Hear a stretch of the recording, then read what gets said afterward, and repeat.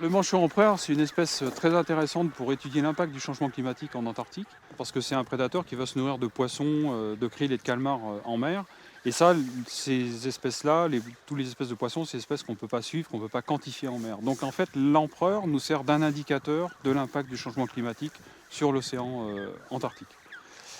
Alors, on l'étudie, cette population, depuis les années 50, depuis 1952 pour être précis.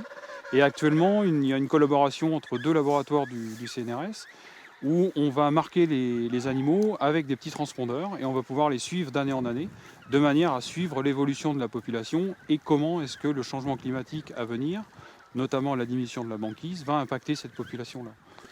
L'espèce en soi actuellement est relativement peu menacée, on va dire à court terme, puisqu'on connaît à peu près 46 colonies. Mais si on se projette maintenant à une échelle de quelques dizaines d'années, donc 2050 par exemple, 2060, on s'attend à ce que certaines colonies disparaissent.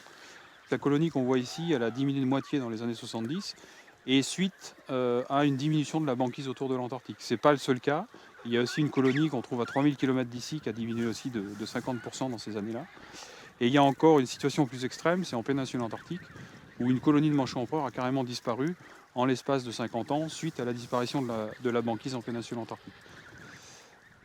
Cette année, on voit une colonie qui est vraiment très belle, puisqu'il y a plus de 1500 poussins dans la colonie. Donc c'est une très bonne année de reproduction. Par contre, ça n'a pas été le cas de l'année dernière, ni de l'année d'avant. Donc les 2 années précédentes étaient vraiment très mauvaises. Alors, ça peut paraître paradoxal, mais la raison de la forte mortalité qu'il y a eu l'année précédente et l'année d'avant, c'est qu'en fait, il y avait trop de glace. De ce fait, les oiseaux devaient parcourir des distances considérables sur la glace pour aller chercher de la nourriture en mer et la ramener aux poussins à la colonie. Des distances tellement fortes que les poussins étaient sous-alimentés et sont morts de faim.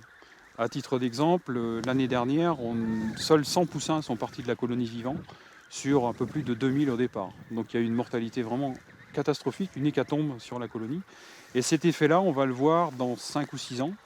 On va certainement avoir une diminution de la population dans 5 ou 6 ans, puisque tous ces poussins qui devaient revenir se reproduire à la colonie seront absents. Donc on s'attend à avoir cet impact-là.